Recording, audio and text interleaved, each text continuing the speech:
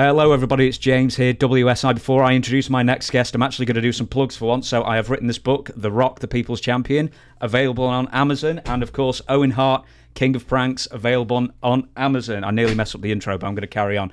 And my next guest, what can you say about... I mean, the amount of questions I didn't write about this guy would be here for 48,000 hours if I got all the questions that I wanted to. But he is a WWE Hall of Famer. It's Brutus, the Barber Beefcake. How are you doing? Doing great. Fantastic, brother. Nice talking to you. Yeah, nice talking to you. You had the shears. I saw the shears at the side there. Oh, I don't leave home without them, man. These babies, they are they're the, I don't know how to describe them. They're part of me. I'm gonna make them part of you. They pay the bills. They pay the bills, man. What's that? I said they pay the bills, or they help to pay the bills. The shears. Everyone wants to see him, buddy. Yeah, just got me a new car. Almost new to you. New to me, for sure. Because I generally don't ask this, but because you've had so many tours over here, I'm from England, by the way, if you can't tell by the accent. Any particularly memorable tours that you had in Manchester, where I'm from, England in general, that stick out in your mind? Yeah, let me think for a second. There was the WCW tour. Was all over the place. We were in Germany some, and they actually rented us BMWs, and it was like three in a car, 3 or 4, it depends on the guys and stuff. And so I was with Ray Traylor, Big Boss Man, and the kid, Six Pac, Sean, whatever was Sean, and we're driving we're cruising the Autobahn, in Germany, 125 miles an hour, and Sean, he likes his smoke, and Ray did too, and stuff. They had. Some guys from the crew got some hash and everything, and it was like, I like to smoke a little bit, but I'm not that. And they just puffed and puffed. I was going, oh, enough, you guys go ahead, and puffed and puffed and puffed, and we had a lot of driving to do and stuff. I just remember every trip from the time we got in the car and drove to the next city. Till we got there, it was like Cheech and Chong. The smoke was billowing out of the car. Up in smoke. Yeah, were you driving? Were you driving this? Yeah, I was driving. Oh, for God's sake, as well. So they didn't make you keep the windows up, so it was a hot box. Yeah. No, we were cruising. We had the air pumping. I like driving. I especially if it speeds up 100 miles an hour and faster. Don't trust nobody. I don't blame you. I apologize. I talked over then. You said, man, you missed the boss man. But why don't we throw it out to a boss man story straight away? Big boss man story. Oh, jeez. We didn't hang out a lot. Ray was just a good old boy. Nice guy you could trust, you wanted to have around, Ray. I missed him a lot. He, fantastic worker, good friend. Never I'd worry about, I always had your back, look, it was a big guy. So good, you didn't mind having big Ray Traylor, standing behind you if somebody started giving you some lip. So, man, get him. I refer you to my colleague. Yeah, and Ray's just a horrible example of the past generation, the last 20, 30 years, and people not really paying attention. Wrestlers on the road just 27, 28 days out of the month. We were in the WWE days. I mean, I did 10 years from 83 to 93. And I checked it. I went through my books. I counted up the matches. I did an interview with CBS about it. And I basically came to the conclusion I did 5,000 matches in that 10-year period. 500 matches a year with the TVs, the pay-per-views, the double shots on the weekends. And that sounds extreme, but I mean, it was on black and white. By the time I got through going through my books and seeing the TV recorders, when you're doing 5 matches in one day, 5 matches, that's 10 matches in 2 days, and then you're wrestling the other 5 days a week. So 15 matches in a 7-day period. And then a lot of times, if you're a feature, you're doing that extra match, and you're doing, instead of just doing 4 TV matches, you're doing 5. And it just went astronomical. And the guys, your body takes a toll. We had some doctors that were, looking after us.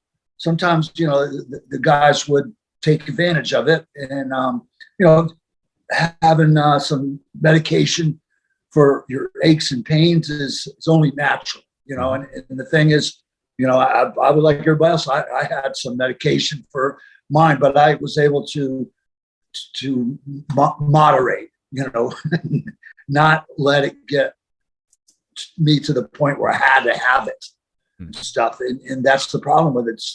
Nobody knew anything about these drugs. They just gave them to the guys. Guys took them. And the next thing you know, they can't get off of them, and then sometimes they're looking for more, instead of having one first was good, one pill, and pretty soon, after 6 months, one pill didn't phase you. So now you're having 2 pills. I remember watching some best friend Hawk and Animal. Hawk would eat 5 volumes at once because he was, wanted to mellow out. I would say to him, brother, are you crazy? One of these days you're gonna kill yourself doing that. Like, come on, man. Why are you doing that? Or 5 somas, 5 this, 5 that. Everything was extreme with them, and eventually it caught up to them. And it happened to us so many. I wish I could go back in time and step in there and grab them and yank them the hell out of there and get them into an actual treatment program where they could get off the drugs. Because there are alternatives. I got off drugs 30, 20 years ago, and I don't take them. Yeah, it's hard to deal with the aches and pains. I've got my knee replaced. My neck is basically fused itself solid. But the doctor tells me that that's really a good thing because my spinal cord's in good shape. And in order the body is protecting the spinal cord. It's fused with this calcification is fused. It's solid, but it's protecting my thing. So I can't turn and as much as, I'd like to. And it's inoperable. The doctor said, look, the only thing they can do is like, if your head was like straight down, they got to go in, break it, line it up so you're straight, and then refuse it and put rods and everything. But then you wouldn't be able to turn your head at all. You wouldn't, that's it. And by the way, you might wind up paralyzed from the neck down. It doesn't really seem worth it. That's quite the risk. So I've been seeking some therapy for that. But I wish I could just been able to go back in time and snag some guys, my friends that just passed and that left, Kurt Hennig and Rick Rude, and it just the list is just endless of guys who needlessly left families and children and they were great people and great wrestlers, and we don't have them around anymore because of that, and that's a tough one. Yeah, I'll sort of like bookend your point. Is that I used to do until recently a podcast with Don Morocco, and when I used to ask him about certain years would blend together, not like days or weeks, but years. And 84 would seem like 88 because you're never off the road. There's never any sort of change of scenery to sort of, bookend one year from the next or differentiate one year from the next. You're just on the treadmill until you're not. And I imagine that's a very tough thing to be on the road like that, and then it's tough to get off the road as well. Same cities. Cities don't change, and you're going and going. Yeah, Don Rock was a very good friend of mine. Miss hanging with him too, man. He was a great guy to hang out with in the gym, and just so strong, and and just a super stand-up guy. Great, father, great man. Just good friend. Absolutely. I'm going to go now to more or less the beginning of your career. You get into the business, and I had it as Memphis. I think I'm wrong in saying that's your first major territory. What was your first big name territory that you broke into? Well, Hogan and I were working out together in a gym in Florida for a couple of years. Basically, he had tried to break in Florida. Eddie Graham was running the business then. And he went in to sign up, and they basically the first day they had him in there, they broke his leg. Hiro Matsuda, Eddie. They said, "Look, we don't want this guy in here." They exercised him for like an hour in a building, a tin building that's about 120 degrees, and where he could barely stand up. The guy took him in the ring and then just broke his leg. So they're like, "Okay, don't come back." So, he had to, heal himself and get that leg better. And then he wound up going back and actually doing the school. I guess Hiro, the Japanese guy, kind of had, felt sorry, had respect for him for coming back, when they told him not to. And he gave him some training, but then they wouldn't book him.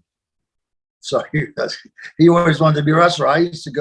We used to both go to the wrestling matches at the Armory in Tampa, and he'd be down by ringside yelling, screaming at all the heels, and then the wrestlers coming in, and I was up in the balcony. I was about 3 years younger than him. And my older sister would take me, and I'd sit up in the balcony, my feet hanging over, and I'd be watching everything. And, I loved wrestling. It was great, but it's nothing I ever thought about doing. I graduated high school. I was working for a landscape company and driving a truck and a big tractor to backhoe and doing stuff. Was starting to go to Hillsborough Community College to take some college classes. I hated that, but my mom wanted me to do that, so try to keep her happy. And Hogan was in a band. It was called Ruckus, and believe me when I say it was a kick-ass band. They used to have more trouble with the bars where they played at because they just had such good equipment, and they were good, and they would just play so loud that the owners of the club would try to turn their stuff off like the Blues Brothers movie. They shut all the lights off while they're on the stage. It sounds like Roadhouse. And they had trouble. I was going to say, it sounds like Roadhouse. Yeah. So Hogan had made a friend over in Cocoa Beach, Florida, and he owned a bar called the Anchor Club. And I guess he had told him, "Hey, if you ever want to do something, maybe open a gym, you want to do something, give me a call. Come over here and we'll set you up, work the bar, and then, see what happens." So he did. He called, the guy's name is Whitey Bridges. Called Whitey up. Whitey said, "Yeah, come over." Then he went to his best friend, who at the time, Tommy, Bob, there was another guy. He was real athletic, super athletic, but everybody had jobs, decent jobs and stuff. And he's like, "Hey, I'm going to go train. We're going to be wrestlers." And all his friends kind of laughed, like, "Man, I ain't quitting my job. I got I benefits. I get insurance. You're crazy, man. I ain't going to go be a wrestler." And so he was stuck. To go by himself, and I was the last on the list, the hang around kid that'd been working out for years, and they used to leave me they'd say, "Well, meet at the beach at over here, and then we're going to go to the other beach. Meet at the beach at 10." Well, they'd meet at the beach at 9:30, and I'd show up at 10. They were gone. I was like the redheaded stepchild, But I always I'd show up and this and that. So Hogan finally, when he came to me, he says, "Hey, you want to be a wrestler, kid?" I'm like, "Be a wrestler?" I said, "Geez, I don't know. Why not? Let's go for it." So we moved to Cocoa Beach. We were living in an apartment at Cape Canaveral. The space program was just starting up. A couple rockets went up while we were there. Worked at this killer rock and roll bar. Steppenwolf played at the bar while we were working. He worked at the bar. I worked the door. We switched off some, but we had a great setup. Got a little building.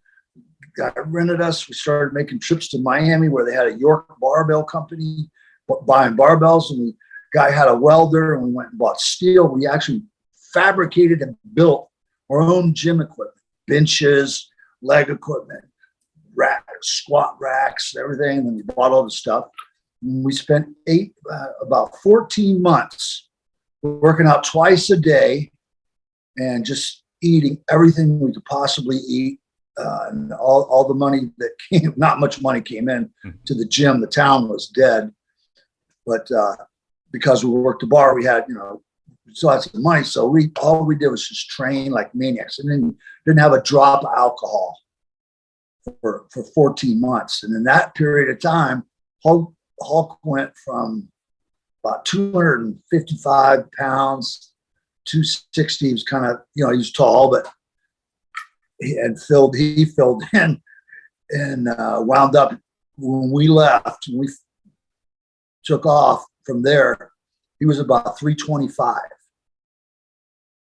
And I was I was only about $180 at the best, but 6'1", but tall. And all that working out, I actually went to 6'3", 6'4", and I went to 260.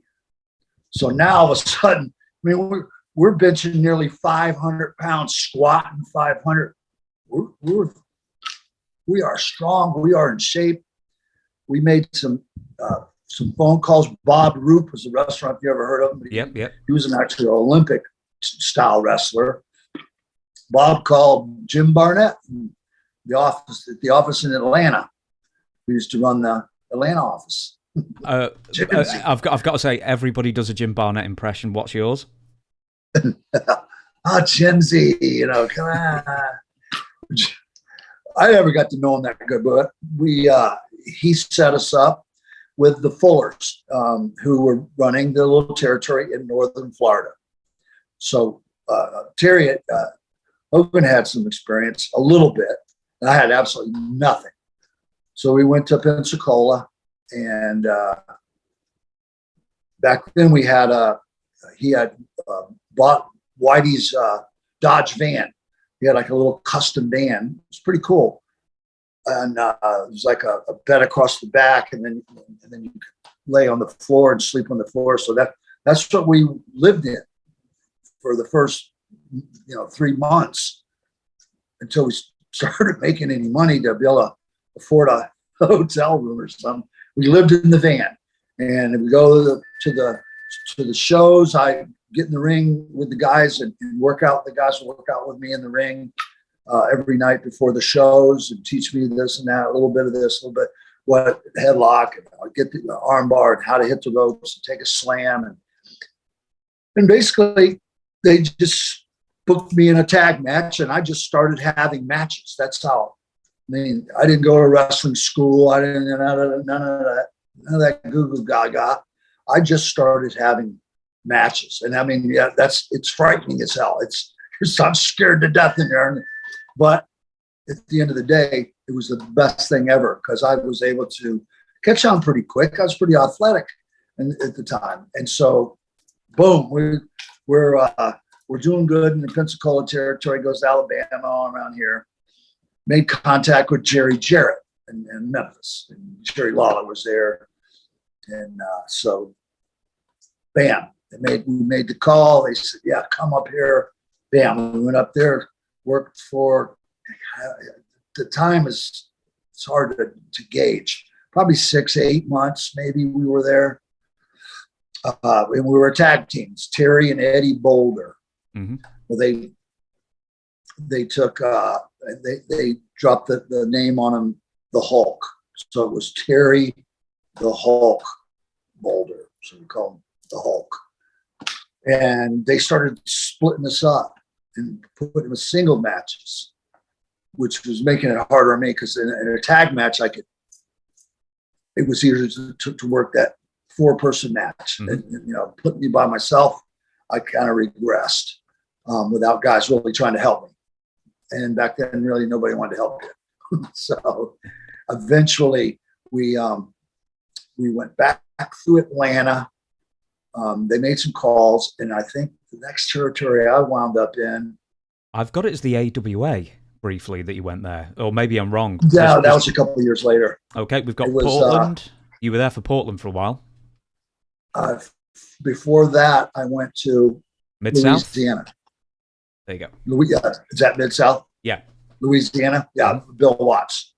Yeah, Jake, Ted DiBiase, Stan Hansen,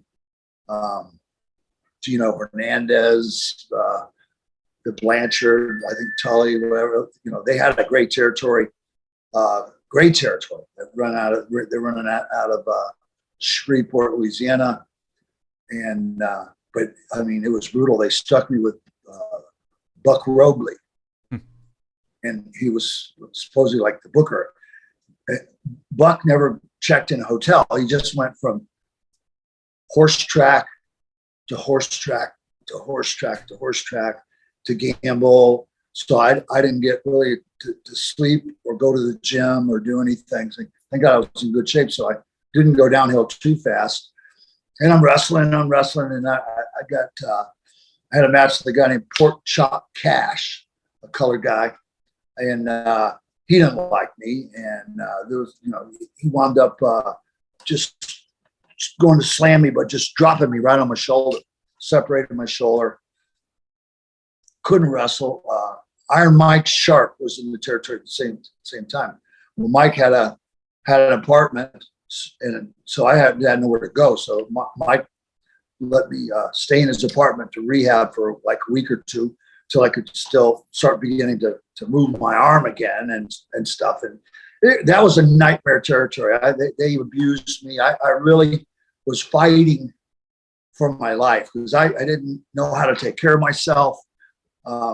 Eventually, Ivan Koloff, who was there, had mercy and would take me sometimes afterwards, or would take me to the gym sometimes if I could get catch up to him, and it was actually helping me in the rings with ring stuff to begin to learn something. And he was the only one. The rest of those guys, I mean, they just clobbered me. They beat me like a tom because I was a big, good-looking kid. And then to them, I could beat up the muscle head guy, it makes me look better.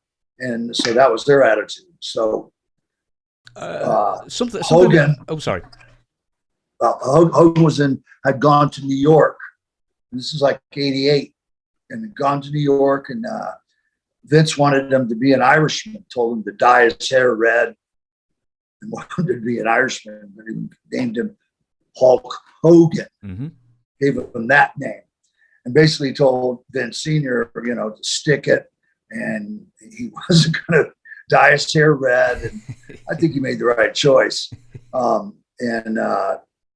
So I was basically done with Louisiana. They nearly killed me. So he sent for me. He bought me a ticket. They held back my pay. So they wanted me to stay 2 more extra weeks so they could beat me up again on TV. They had just murdering me. And then they held back all my pay. So I had no money, nothing, no money to even leave. So thank God for the Hulk bought a ticket. And then I tried to get a ride to the airport. Now we're in Jackson, Mississippi. It's pouring down rain. This ex-football player, a big colored guy, was super nice.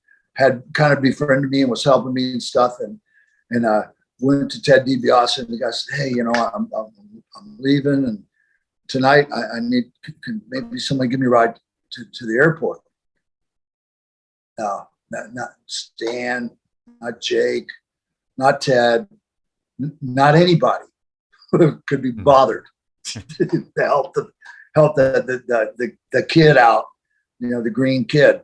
And then the guy's name was Charlie Cook, and Charlie Cook had his daughter, but his girlfriend's friend or something. So Charlie Cook's girlfriend and their friends, they had like a Firebird, which is a pretty small car. So I get in, I pile into this Firebird with 4 girls, and they take me to the airport. That's all I wanted. I would have rode on the roof just to get out of Louisiana because I hated it. It was terrible. Bill Watts, slave driver. I mean, they had a great territory. They made a ton of money. They nearly killed me and broke me, but I wouldn't let them break me. So I got the hell out of there. Go ahead. Yeah, can I ask that? Because I really didn't realize that you'd worked in Portland, and I noted some of the people that you wrestled a number of times: Tommy Rogers of the Fantastics, Brett Sawyer, Chris Adams. Yeah. I hadn't realized you'd wrestled and had a feud with him. Yeah, tell me about Chris Adams. Well, I mean, eventually he went on to be a crazy thing, but he was a good guy, a nice guy. We all hung out. We had a bunch of guys. There was another guy named Rip Oliver. Mm-hmm. Stan the Man Stasiak was there. Matt Bourne. Kurt Hennig came in there. Yeah. Had his first matches there. Him and his dad. Larry the Axe. I mean, I love that territory. I stayed there a full year almost, and got tremendous experience wrestling every night. Wrestling single matches. There was none of the tag match stuff. Best thing for me, and I got to tell you, the first month I was there was like I was freaking out. I was like, "Oh my God, I hadn't met a girl, hadn't been out, hadn't done anything." I was like, "Oh, this is the worst day of my worst place in the world." And then all of a sudden, it was like the snap of the finger. And I found a new apartment. I moved in, and the women just began to flow. And it was like, I was so happy. I had girls in the morning, girls in the afternoon, girls in the evening, girls before the show, girls after the show. It was the most fun I ever had. And while I was learning to wrestle, and I got to hang with Stan Stasiak a lot, and pick his brain and learn, from his experiences and stuff, which meant a huge amount to me. Because I really loved Stan, was just a tremendous, tremendous guy. I'll never forget those years. I've interviewed his son, Sean. I know he watches this occasionally, and especially will if his dad's mentioned, but maybe a story about Stan the Man, because he spent so little time in the WWF, and there's not that much footage out of him, but more about Stan, if you could. I apologize. I'll pause. I'm glad I paused then, because you gave your address out on the phone. Stan the Man Stasiak. There's just not that much out of there about him, but just him personally, back in the early 80s. Any more stories about him?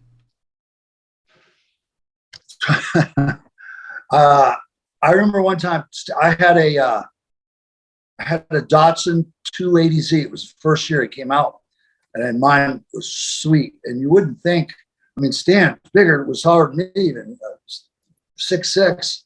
I was 6'4". But it was roomy on the inside. Bucket seats, straighten your legs out. So Stan and I were cruising the trip, and Stan loved his chewing tobacco. And the old school stuff, not the Copenhagen or that stuff. He had, put the clippers down here so I have to hold them. He would do the stuff that came in the foil pouch, man. And I mean, he put a wad in his mouth. It was like I'd watch him. I'd just shake my head. And he had like a jar. I mean, he had like a milk jar. He always had that jar. We were on the trip and out there in Oregon, the most fun ever was they had the best smoke out there in Hot. So everybody just, it was always the smoke-a-thon. So we're smoking, Stan's chewing, we're talking. We're on the way home one night, and I guess Stan had missed the bottle, and the spit had gone all down the front of his shirt and all down into my seat. But it didn't hurt the seat, wouldn't hurt the car. And he was so afraid to tell me that he didn't want to mess up my car and everything. And when we got to his house, and he was all embarrassed, and he had to chew juice all over the place. And I was like, brother, I could care less. You can do anything you want, man. You're the man, and you deserve so much more, And he was happy being out there. We all just enjoyed low pressure, working the territory for Don Owen and driving to these shows, driving every night to shows. Sometimes it'd be a close show. Sometimes you had to drive 300 miles, and so when those big shows, a lot of times we'd all jump in. Rip Oliver had like a camper. We'd all get in the camper, and then it was a smoke-a-thon all the way there and all the way back. And that year in Oregon was a real eye opener for me. Got a lot of great experience. Didn't get a lot of time talking on the mic, but that would come. And I got a call from Hulk. He says, "Hey man, you want to go to Japan?" I said, "Japan? Hell yeah, I want to go to Japan." Because he had started going over for Inoki for the New Japan Pro Wrestling. And so he hooked me up on a tour. So I had basically left my car with some friends, went to Japan, came back, but my car got wrecked. Not real bad, but got wrecked a little bit. And I was like, I'd come back to the territory thinking, hey, I can still, work. And then when I got back there, like Buddy Rose was kind of running the territory, even though it's Don Owen's territory. And I never was, Buddy and I were great buddies, He had his little posse and his little deal that he had. And so, yeah, he had already gotten Don Owen's ear. So when I got back, I was like, okay, I'm ready to go back to work. Oh, sorry, we don't have a place for you. Oh, it's like, okay. Loaded up my stuff, zipped down to LA and hooked up with the Hulkster. He had flown in. We hung out for, I don't know, maybe 3-4 weeks there, working out at the Venice Beach Gold's gym with Arnold Schwarzenegger and Boyer Coe, Big Lou Ferrigno, just running wild. He was just, when he was doing the Hulk show, he was a monster. The Barbarian Twins. You probably don't know who these guys are, but these guys, they did movies, did some movies and stuff. All big, and the place was running wild. Just bodybuilders, those bodybuilding beach, back when all the bodybuilding shows were going crazy.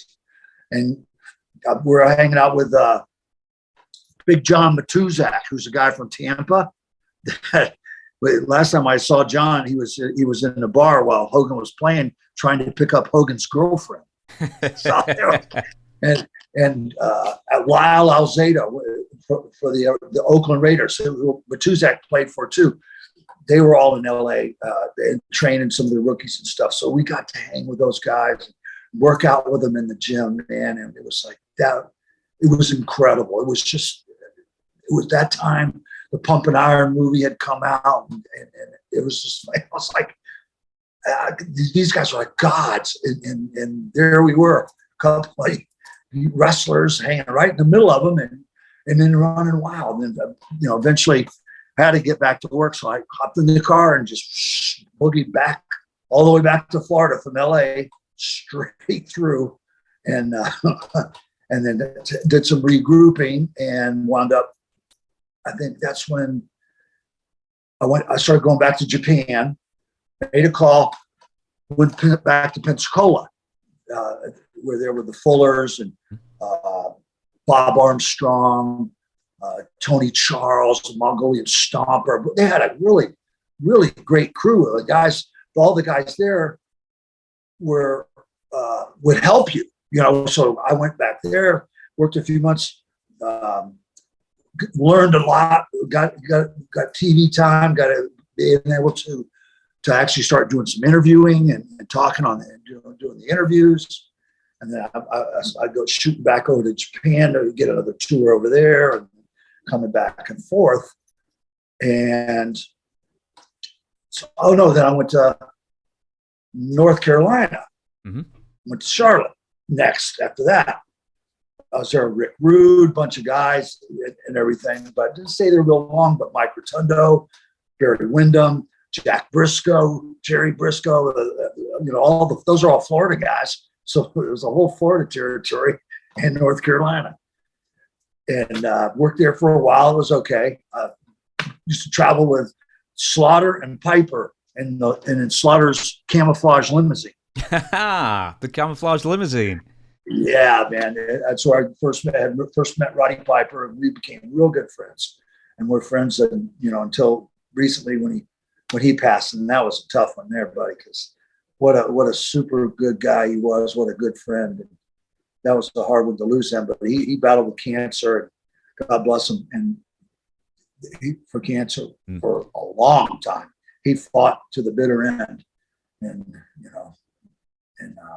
it's a terrible loss. But so territories, I've been making my way. I hit almost every territory. The next was Hogan had got booked what was his name? It was Vern Gagne, AWA. Vern Gagne. Before we go to the AWA, I thought because you mentioned Roddy Piper and you were good friends and everything, I'm quite fascinated with Roddy Piper pre-WWF and just how popular and how, exuding charisma and how big of a star he really was. So, I mean, we can't say Roddy Piper without getting in a Roddy Piper story. Well, he was in Oregon. He lived right there outside Portland. And on a farm, and his wife and kids, and they still do. I'm pretty sure still live on the farm that Roddy built. That he built up out there and stuff. And I never got the chance. We didn't get to spend much time. I saw him passing. He would come into the territory to work shows for Don, and so I get to hang out with him then and everything. I didn't really get to hang with Roddy until 83 when I came into WWF, and then really got to know him and hang out with him. Yeah, Roddy Piper had a big sort of reputation of being like a bar fighter, a bar brawler, and everything like that. But I get the feeling that he talked his way out of more fights than he actually got into fights, if you know what I mean. Is that is that right to say? Probably, but Roddy was a great talker. I mean, but wasn't that he wasn't a tough guy? He was very tough, but you don't always have to show how tough you are by getting in fights. You can show how smart you are by not getting in fights, and that's what Roddy did. Yeah. He talked his way out of anything, and I admired him for that. I thought that was great. Any idiot can start throwing punches. And it's never going to end well. You're going to wind up in jail. You're going to wind up shot, stabbed, something, or worse. And so I always admired him for that. I learned a lot just trying to listening to some of his interviews, which were legendary. Now, I'm going to have to do the abridged version of all these questions I've already written, and we're going to skip the AWA. You're already in the WWF. I have to ask this one. Where were you in the arena that day when Dr. D slapped John Stossel? I was there, but I didn't see him do it. I was there at the Garden that night. And I didn't really know he was going to do it. I knew Dr. D. I met Dr. D in Pensacola where Hogan and I first went there, and he used to take us around a little bit. He'd sometimes we'd ride with him into some of the towns. He had a big four-door Ford Galaxy 500 or something and everything. And he always had a gun like up on the dashboard in a towel. He had a gun under the seat. He had a gun in the trunk, like a shotgun. David, he loved his guns, you know. And yeah, that was he thought he could pull that off, go kind of circumvent Vince, not go, you know, and get, and they'd have to back him. He thought, yeah, if I do this, John Stossel, they're going to have to back me and blah, blah, blah. And there was so much heat.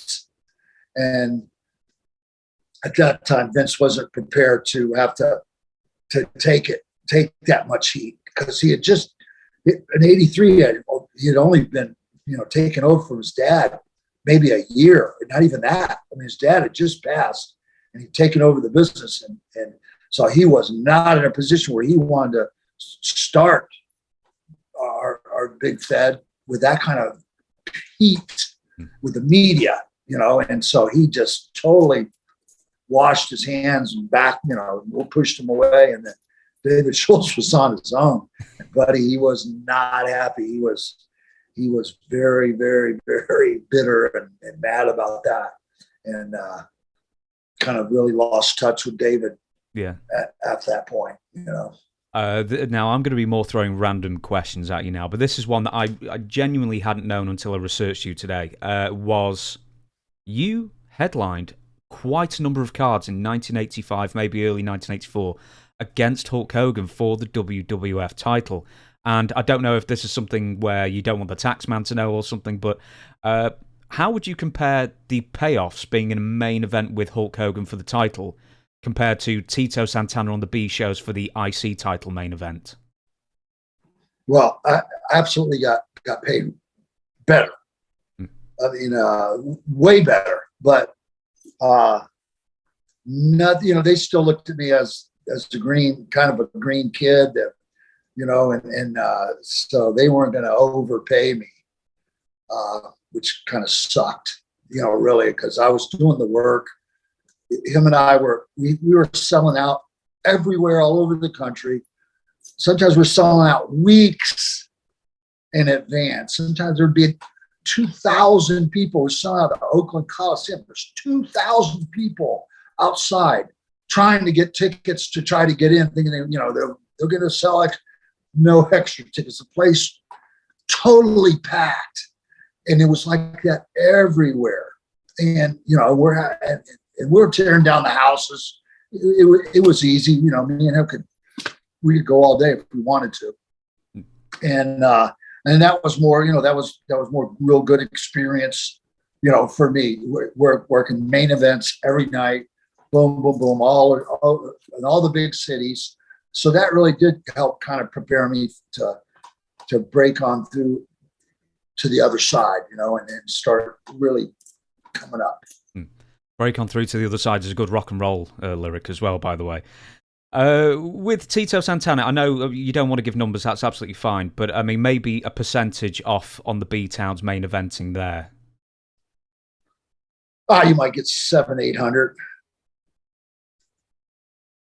You know, still not bad. Working from Hogan, I was getting 2,000. Sorry, I was drinking a glass of water then. This sort of branches off. This sort of branches off from there. Is what was your biggest royalty? And you don't have to give the number again if you don't want to. But I mean, in the 80s, early 90s, was it T-shirts? Was it the figures, the dolls? Was it maybe an appearance in a game? What paid the best? Well, the merchandise was paying pretty good. I can't even remember now. You know, I was getting getting checks 25, 30,000 at a time. You know, making over 100 a year just on merch, and was looking forward to, you know, seeing that number grow and everything. Never did though. They always kind of seem to find a way to keep it the same. You know, you got to a decent level, and then you kind of just plateau, and then you know, which kind of sucked too. But it's better than nothing. You know, it's still good bit of money. Yeah, I take it as nothing compared to what you made for your appearances in the more modern games, because I think you're in like some of the more modern 2K games, you know, PS4, that kind of thing. Yeah, they're paying me pretty good. I'm doing I've still signed a deal with WWE, and they've been good to me. The attorneys actually called me, and they hadn't called me in 25 years. We left in 1993, me and Hogan, and we were filming Thunder in Paradise, the movie, Thunder in Paradise, the TV series down in Florida at Walt Disney World, and then 10 other movies in which I doubled and did all his stunts and every one of those films and every one of those movies. And they just stopped paying me royalties. They stopped everything.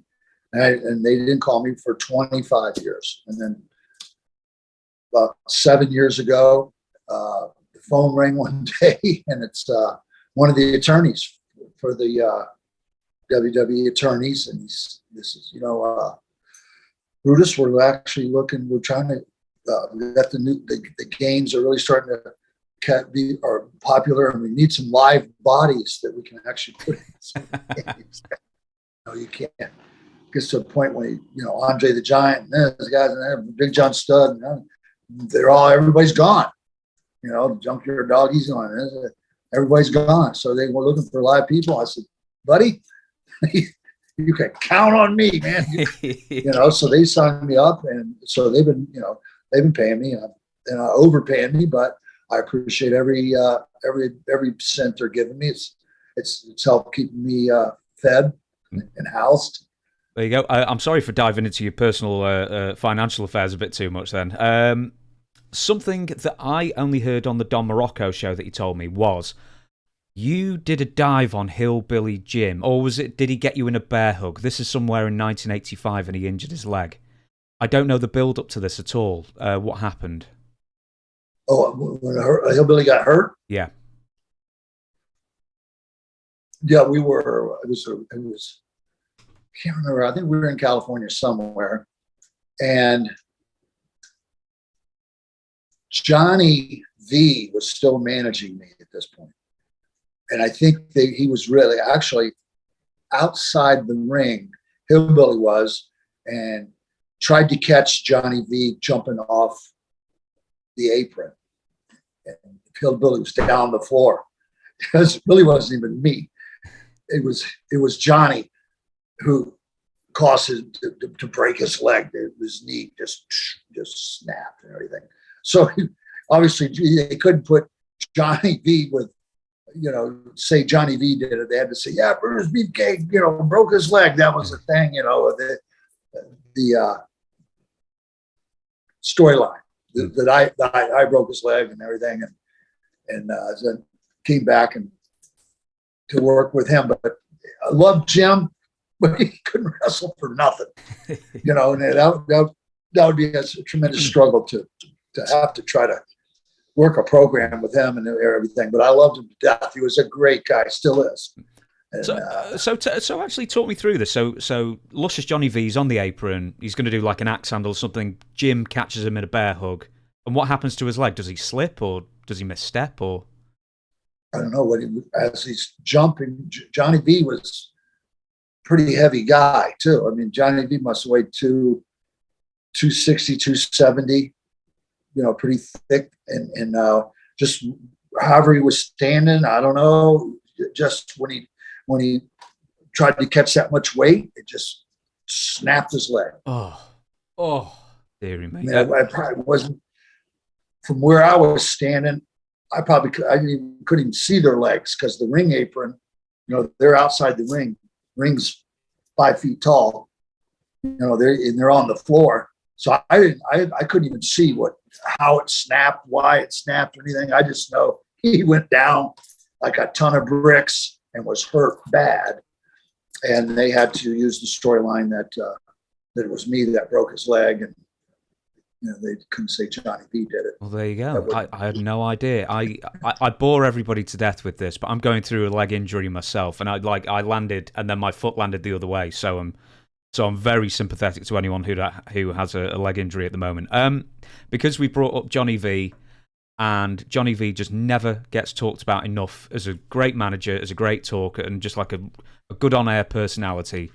Stories about Johnny V. Johnny V. Well, he gave them a butt rash.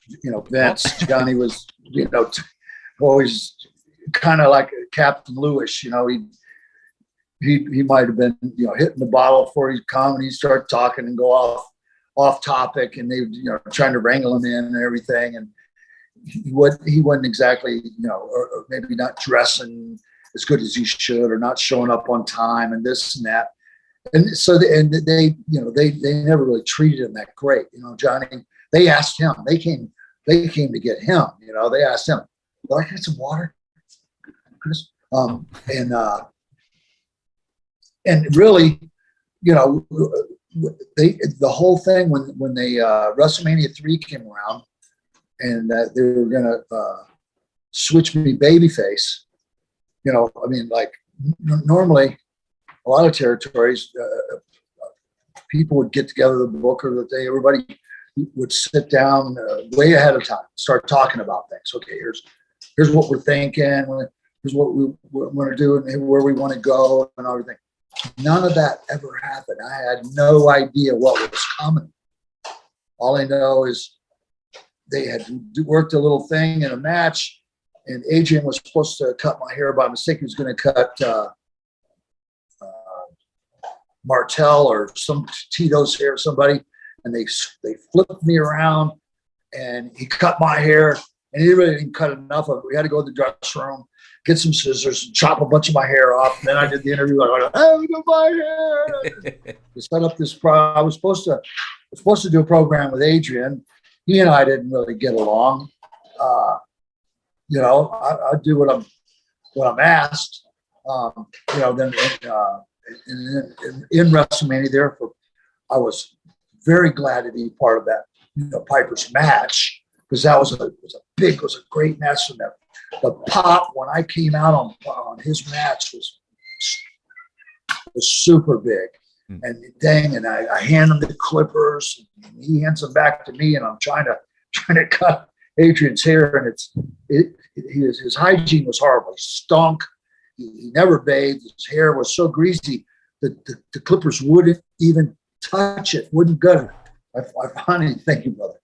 I finally got somebody to bring me a pair of scissors so I could start cutting some of his hair. And once I got some of the hair, and I got the clippers and figured out how to get those working, and start shaving his hair, and then we walked out, and Piper and I, left, and the place was just shaking with, it was rumbling. And so I'm supposed to work with Adrian. I'm supposed to go and do a big program with Adrian, and he had been teamed up with Dick Murdoch. And I don't know what you know about Dick Murdoch, but he, Texas guy, didn't like Hogan. And so, we were close friends, you could say, and so he didn't like me either. And he polluted Adrian completely. And Adrian was really out in left field. He was in outer space. Liked to do a lot of blow, and, was into the pills and shit. And, and he just basically said, when they told him he was going to be working with me, he walked out. He just quit. And I got to be honest, I was happy as hell. I was not looking forward to having to work with him, because he was a mess. Guy, it was a time, and he was a great worker. He could do a lot of stuff. His body was terrible, but he could do things you'd never believe in the ring. But he was just a train wreck. When he left, boom, he didn't come back. But it didn't they came to me with this Barber thing. We had 3 or 4 days off after WrestleMania. We're in Rochester, New York, old beat down war memorial place. It was full of rats, and not the girls. I was going to ask that. Real rats, real rats, and the place was a dump. And I get there, and they walk in. Pat Patterson. They hand me this white, like cosmetologist coat and a little pocket thing with a pair of scissors and a comb in it. They hand it to me and say, "Now you're the barber." I said, "I'm the what?" "You're the barber." And they took me to a barber shop, shot pictures in the barber shop with me with one of the referees, good kid, loved him. He was a good shit, and taking pictures of me, like cutting his hair and taking all these pictures in the stupid white coat.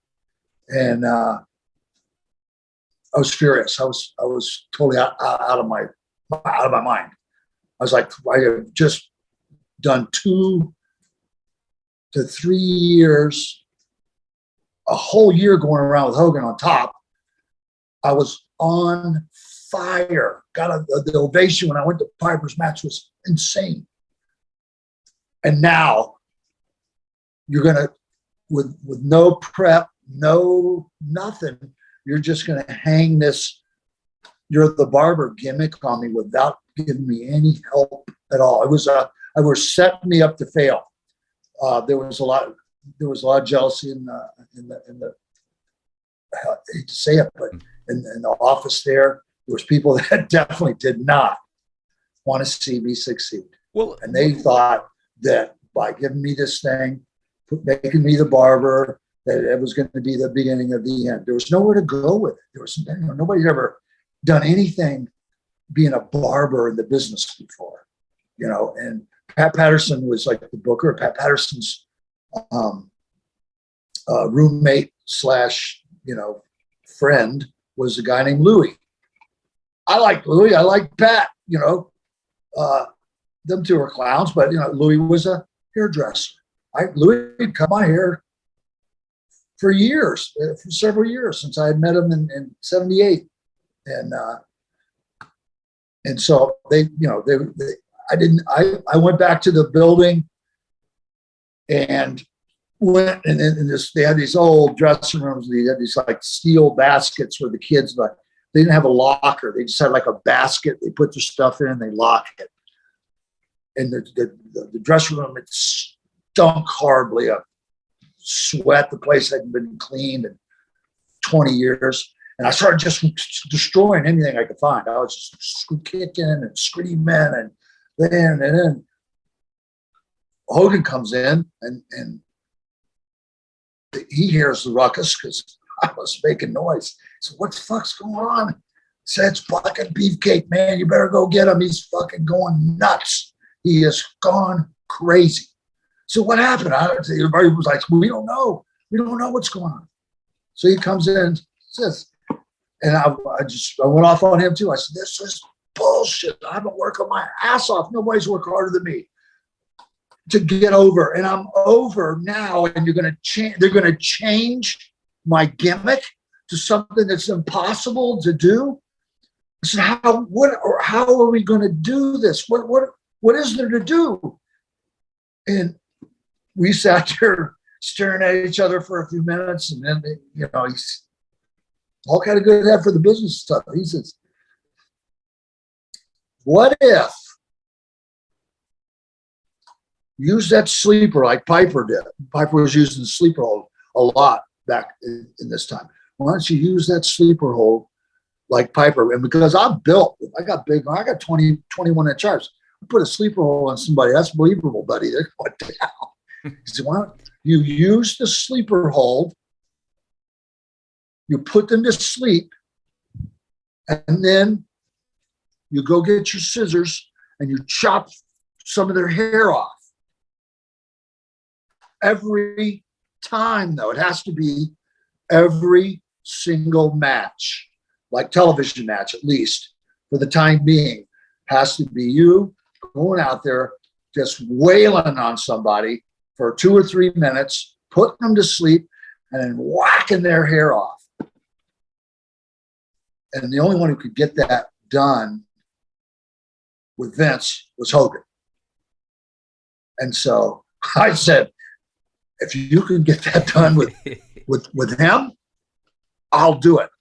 And then so I started, I went back to the drawing board to get some new clothes made up. The new, I wore the stupid white coat for a little while because they caught me off guard. I wasn't prepared.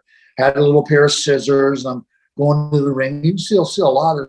There's pictures of me in the ring and stuff with the little scissors and stuff. And after a couple of months of that, I was like, this sucks. I got to do something. There's got to be something better than the scissors.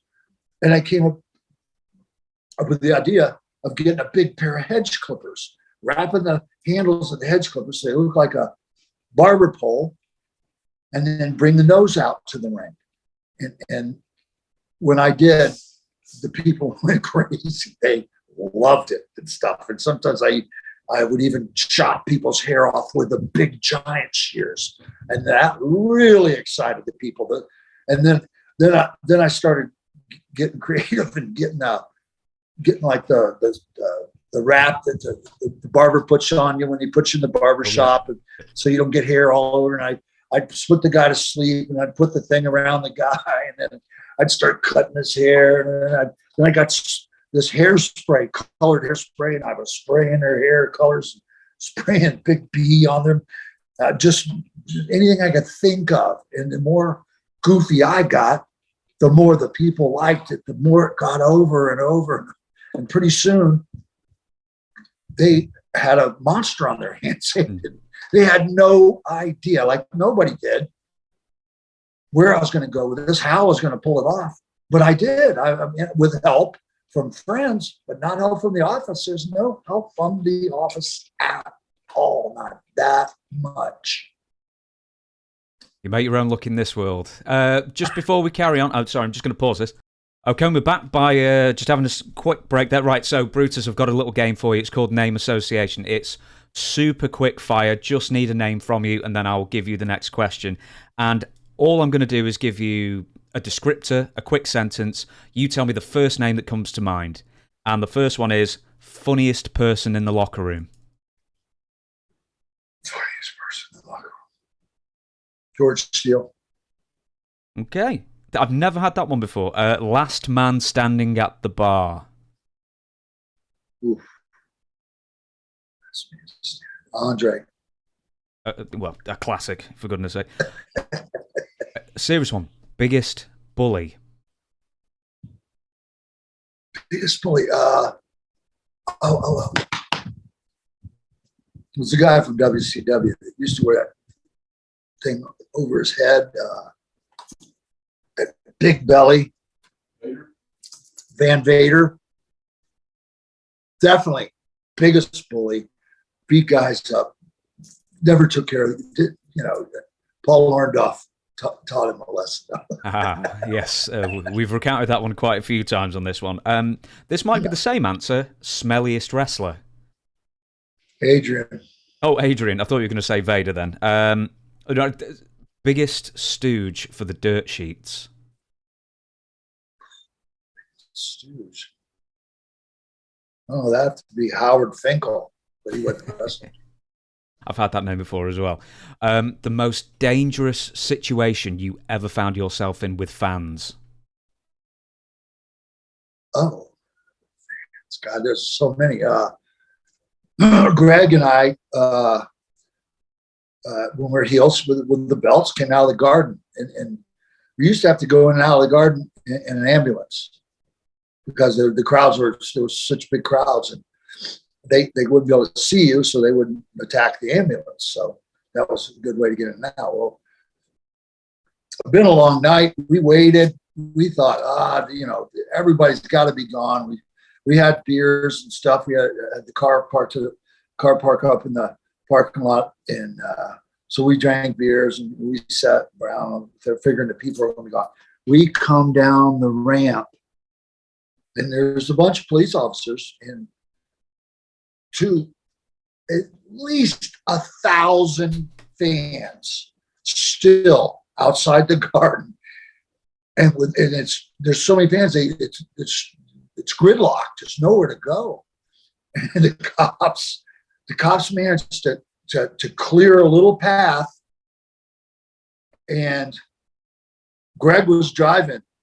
And I just said, get us out of here, man. Hit the sidewalk. And he took off, jumped up on the sidewalk, shot down the side of the street on the sidewalk. Thank God it was clear. Wasn't nobody, because all the people were right over by where the cars came out. We shot down the sidewalk, boom, down the street, shot down another street. And next thing you know, we were out of harm's way, but I thought we were going to die. Because they were, I mean, just the few people that were touching the car, and the whole car was shaking, going like this. Steak was covered in everything you can imagine, eggs, soda pop, hot dogs, or whatever. But we got out. I was like, we ain't doing that again. The next one is the clumsiest wrestler, someone with just 2 left feet. Hillbilly Jim. There you go. Well, he had only 1 foot for a while there. The nicest person in wrestling, almost too nice to be in the business. Oh, Gorilla Monsoon. Great answer. The most miserable wrestler, day in and day out.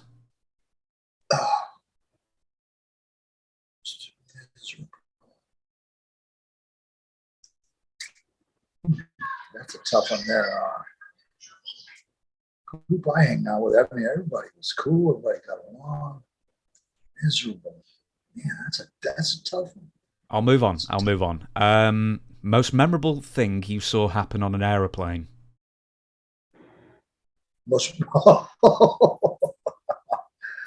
Okay. I'll sit back for this one then. Yeah, this is Andre story.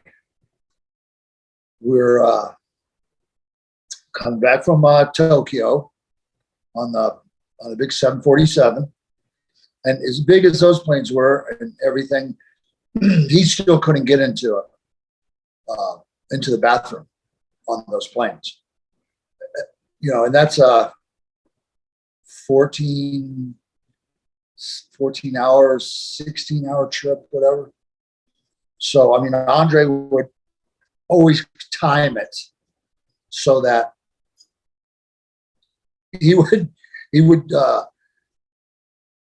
take a dump before, you know, he went to the airport and before he went to the plane, and then he'd be good for a day or two, so he can make the trip, no problem. So we had been on a long tour, and I think we had come in late on buses back to the Keio Plaza Hotel where we stayed, this skyscraper hotel. And we had to leave the next day, so he never got a chance. And so we get on the plane. There's a bunch of guys, probably 4 or 5 other Americans, maybe even more. And those planes, I don't know if you've ever been on a 747. Oh, yeah. But, you know, it's like 5 rows in the middle, 6 rows in the center, and then there's like 2 or 3 on each aisle. And then, you know, in the back, they got 2 or 3 big galleys, and they got the elevators going down. And then in the very back, there's just 10 restrooms that line the whole back of the plane. So Andre, he's up in first class, and he tells them, I gotta go, you know, I gotta go. And they're like, oh my God, what are we gonna do? What are we gonna do? So they bring him to the back of the plane, into the area there where they prepare the meals and shit and stuff, and get a big garbage bag, big black garbage bag. And they string it up between some of those carts that they use, you know, for the drinks and everything, and then the aisles. And so basically, they pull the curtains, and Andre goes to town, buddy. And I mean, he is ripping farts that just sound like don't like they're not human. They're I never heard anything like it. And the sounds that are coming out of there are just the guys kind of everybody kind of worked their way towards the back of the plane, so they the smell that started coming out from under the curtains there and started coming forward. And the back of the plane then was where all the smokers went. So the back of the plane had a lot of people because they all went in the back of the plane, smoked. You started smoking. There was people falling out of their seats almost into the aisles, gagging, puking, crying, screaming. And the boys and we were all falling on the floor, but just laughing ourselves to sick. I'm laughing myself to hysterical. I couldn't even breathe. I couldn't laugh anymore. And he must have half filled up a garbage bag full of shit. That's how much shit. That guy weighed 600 plus pounds. And if you think about it, the size is a big man who weighs 250, and they got a lot of shit. This guy, he could eat freaking 20 pounds of food in a sitting. So he's shitting 20 pounds, And it's funny. The girls, the poor flight attendants, they were all, they had towels and they were covering their faces, and they're trying. A couple of them were puking and shit. And were trying to bag up this bag of shit, and they finally get it bagged in that. And they bag it in another bag and another bag, and then they put it in the elevator and they sent it down to the bottom of the plane just to get it the hell out of there. And then they got the air freshener. They got some kind of air freshener and stuff to try to kill the smell. And Andre, he's in the back of the plane there. And we're all laying on the floor. We're just laying in the rows, because back then the flight wasn't full, so there's tons of seats everywhere. We're just laying in the aisles and laying in the seats, just holding our sides, laughing. And he just comes walking back up to first class. Give me some wine, boss.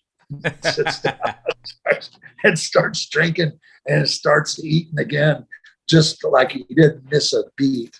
Didn't have a care in the world.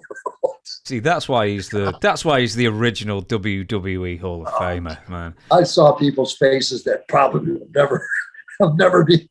They'll never be the same again after that. But I'll never forget it as long as I live. I don't think we're going to top that story, but I'm going to ask you a few more anyway. The stiffest / most reckless wrestler. Well, Vader is one of the stiffest. Mm-hmm. Yeah. I'll move on. The most talented jobber that you ever wrestled. Talented jobber. Well,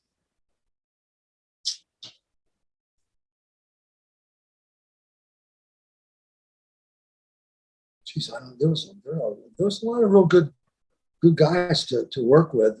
I loved working with. They go in and not worry about doing something stupid. Hurt me in there. Bunch of good guys. Barry Horowitz, was one of the guys. This guy slapped himself. When Jesus, what was the guy's name? There was a Puerto Rican guy. There's an Italian kid. Mario Mancini. Mario was a super kid too. There was I guess it wasn't maybe a jobber, but he was a first. Oh, Salvatore Bellomo. Salvatore Bellomo. Salvatore Bellomo. Yeah, but nice guy. He was a great guy. Yeah. Stuff. I worked with him a lot when I was. Okay. I'll move on. Let's have a look. Biggest ladies man. Me. Fine answer. Loudest spot caller. That's a good question. No. Crowds back then were so loud, you could never hear anybody calling spots. You could yell, you could yell your lungs out because the crowds were so big and so into it that was never a concern. Most legitimate, tough, badass. You might as well say Haku now. Haku. Yeah, that's fine. And this is going to be a story, possibly the most memorable backstage fight. Or out of the ring. Yeah. Well, this one started in the ring. Dan Spivey and Adrian. I'm sure you heard about that one, right? I've heard it a couple of times, that one, yeah. Yeah, Dan Spivey, another Tampa boy. Big, raw bone kid, yeah. He hit Adrian twice. Adrian's face fell open like somebody sliced him with a butcher knife. And I saw him the next day, 2 days later, his head was as big as a basketball. And it was incredible. And I mean, it's like you watch a bare knuckles fight. You know, these guys are fighting for 10 minutes, bare knuckles. You guys got a little blood coming from his mouth. No. Adrian hit him 3 times. He hit him once in the ring, boom, over the eye. His eye was sliced like this. Adrian tried to leg dive him in the dressing room. He hit him with an uppercut. Boom! On this one, split him all the way. His cheekbone was hanging out. Then he came with the left. Bam! Across. Split the other eye. That was it. There was so much blood. Everybody was freaking out because there was that much blood pouring out of him. Crazy. And Adrian Adonis, I believe, started the fight as well. He was trying to rough up Spivey. He picked on Danny a bunch. He had picked on a lot of people. Adrian was a bully too. He picked on people all the time. Yeah. Especially, he thought he could get away with it. And finally, he just messed with Danny one day, and Danny just said, "Enough is enough in the ring." And he's a good guy. Would normally not do it in the ring, but Adrian just pushed him too far, and he laid him out. We'll move on from the game. I'm going to ask you a few more questions, then we'll get to the main event. I will thank you for your time. I think we've got about 40-something minutes left. And in fact, here's a great question that I don't think I've ever heard you answer before, is there's a story out there that somebody put you up to cutting Lanny Poffo's hair. And apparently, Lanny Poffo had no idea that you were going to cut his hair, and it ended up being a bit of bad feelings on Lanny Poffo's account. Do you remember this? WrestleMania 6. Toronto. 72,000. Sold out. Wrestle Mr. Perfect. Ending his perfect streak. Mm-hmm. I was supposed to cut Lanny's hair. Pat Patterson, the Joker Supreme, doesn't tell Lanny because Perfect's he's gonna get out of there anyway. He's not gonna wait around. Perfect takes off. Lanny's gonna get his haircut. Doesn't tell him. They tell me, I'm gonna cut Lanny's hair afterwards. Blah, blah, blah. So the match is over. Then Lanny jumps out of the ring, starts taking off. I'm like, no, you don't. I think he's just going to screw me out of getting the haircut in WrestleMania. And I said, no, this ain't happening. I'm going to go get him. And I did. I went after him. And he was trying to fight me off. And basically, I just dragged him, tooth and nail, fighting, back to the ring, threw him in the ring, put the sleeper on him, basically it really did put the sleeper on him until he was about half out. And then I started chopping his hair and did my thing and blah, blah, blah. And the people were going crazy. And then I picked him up and threw him out of the ring. And he ran back to the dressing room and was crying to Randy, who was in the dressing room. And so as I'm coming out of the ring, back by the curtain, there comes Randy. Just eyes bulging out of his head. Looks like he's going to explode. Wants to fight. And I said, you know what, Randy, you want to fight somebody, go find Pat Patterson and beat him up, because he's the reason your brother, it happened that way. You know, everybody, you get a haircut in WrestleMania. That's a given. That's the haircuts thing. When you're in the match, you get a haircut. That's everybody got them. And, you know, he just, Pat Patterson thought it was funny, but I tell it on him. And to see what would ensue.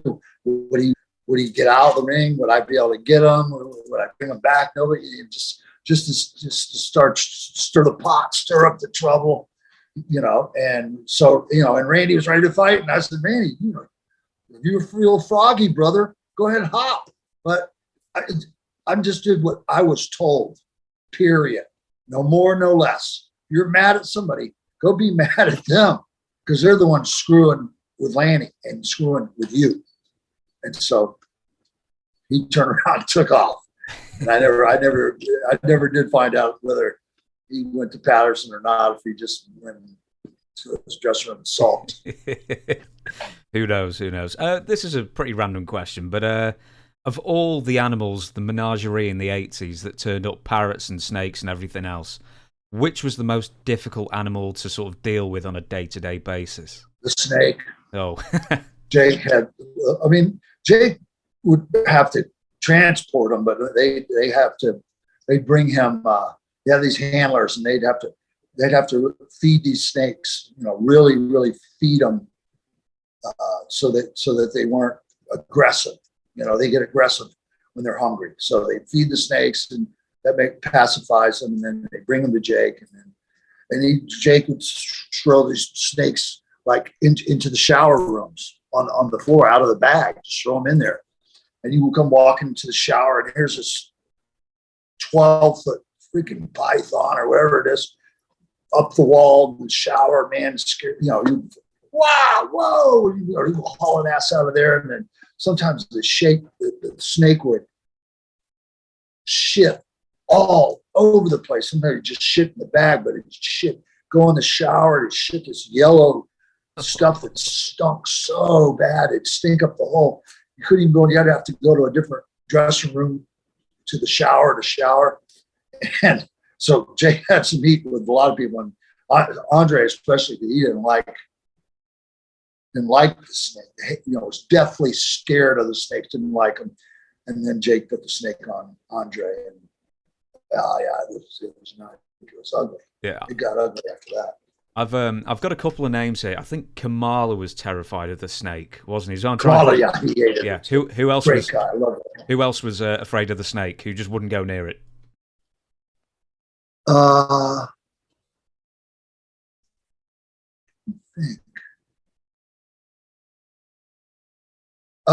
think Bobby Orton. He didn't like the snake either. Mr. T definitely didn't like the snake. I will move on then. And this is probably the question you've been asked maybe as much as anything else. And you're terribly unlucky twice when it comes to the Intercontinental title. You were going to win it in 88, you were going to win it in 1990, and then you didn't for different reasons both times. With 1988, Honky Tonk Man and you were going to wrestle at SummerSlam. You were going to beat him. This is a question that I don't know, is how far before the pay-per-view were you told, this is the plan, you're going to win the belt? Well, we've been working together for 6 months all over the territory. So, they let me know that I was getting the belt. Honky knew I was getting the belt. Honky also knew that once he dropped the belt to me, we're going to get another 4 or 5 month run around the territory with him chasing the belt. So what it meant for both of us was, main events, semi-mains, whatever, good money, real good money. And when by changing it the last second, because Warrior, whatever, threw a tantrum and something, said he was going to quit if he didn't get the belt, blah, blah, blah, blah. Honky was so mad. That's why Honky dropped the belt in 10 seconds to Warrior. You know, just completely pissed and just dropped the belt in 10 seconds and left. And, you know, because it cost us both a lot of money. I mean, probably a couple $100,000 out of our pockets, you know, for that 6 months that we would have had running around the territory on top. So what did Warrior actually say then? So he actually said, "I'm going to quit unless you give me this, that, and the other." You know, I wasn't there for the conversations. I know that's what I had heard, that he said that he was going to quit if he didn't get the belt, and that's why they had to scramble everything, and they put me with Ron Bass and had him slice my head open with the cowbell, and then we did a Saturday night's main event cup thing in Tampa, where I got him back and got him down and shaved his head and the whole deal on Saturday night's main event. But, I mean, Ron Bass is no honky tonk as far as, you know, a draw and a personality in WWF, is he? So, I mean, yeah, I mean, that must have been terrible to have that taken away from you. How many days, how many weeks out were you told that you were no longer facing Honky? I don't know, maybe a week. But that short space of time? Yeah, right before. No. Okay. Yeah. To the most. Yeah, it was big surprise. I can't tell you how upset I was. It was, you know, and it kind of changed the course of my whole life. It sent me in a direction that had I had the belt, it would have been completely different for me.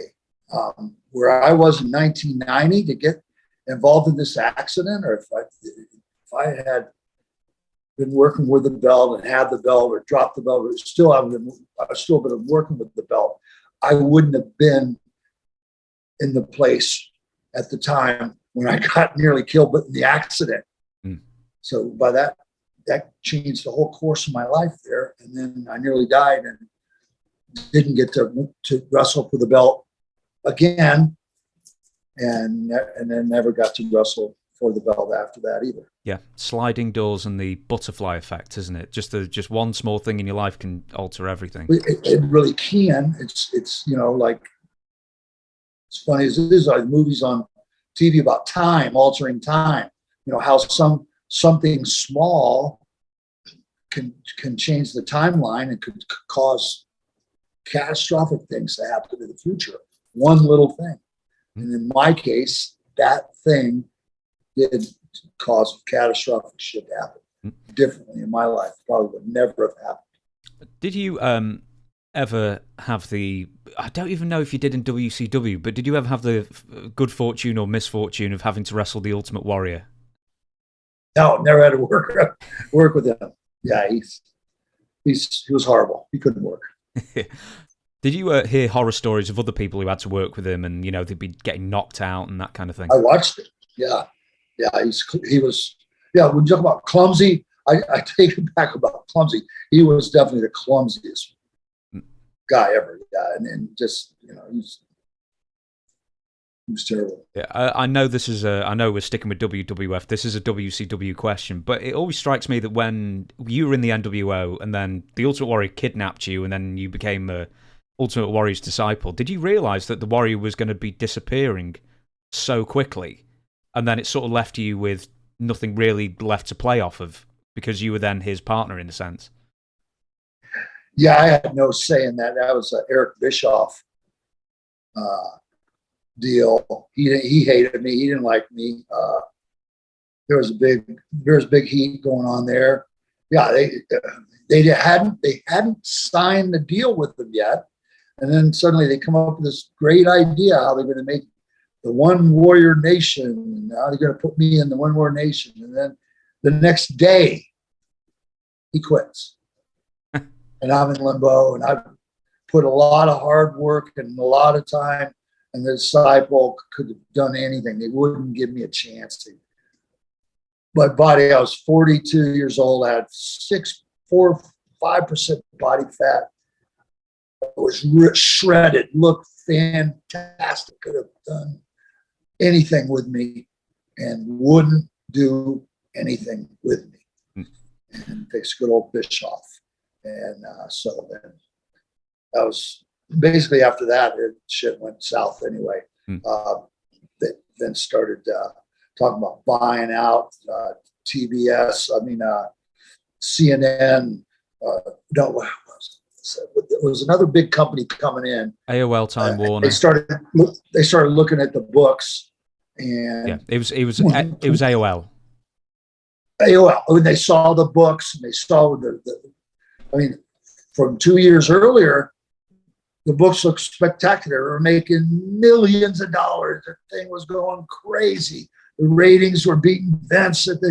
All of a sudden, as things started cooling off a little bit, and then now suddenly they got Kevin Nash, Scott Hall, Bishop, a number of other guys on like $1 million contracts. They're not even wrestling. Mm-hmm. They saw this shit. They said, cut it. Everybody's deals got cut.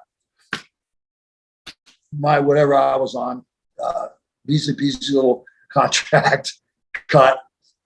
And then nowhere to go work, no money coming in. That was not a good time for me. I was scrambling. I was in big trouble. I just built a house, put all my money and put everything into it. I had 2 mortgages on it, and I wound up losing my house, losing everything.